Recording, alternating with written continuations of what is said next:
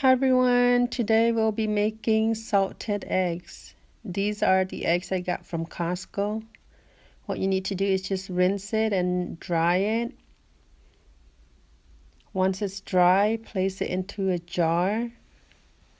In the jar I have about 25 eggs, and the ingredient you need to salt the eggs are 3 quarts of water and 1 cup of salt.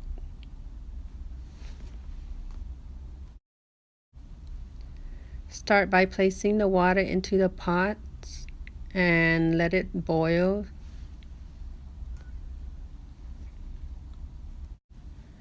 And once the water is boiled, add in your salt and let it boil again and stir it.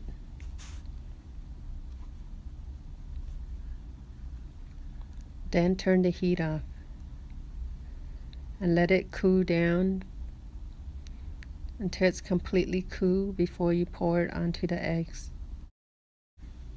Now that the water is completely cold, just pour it onto your eggs.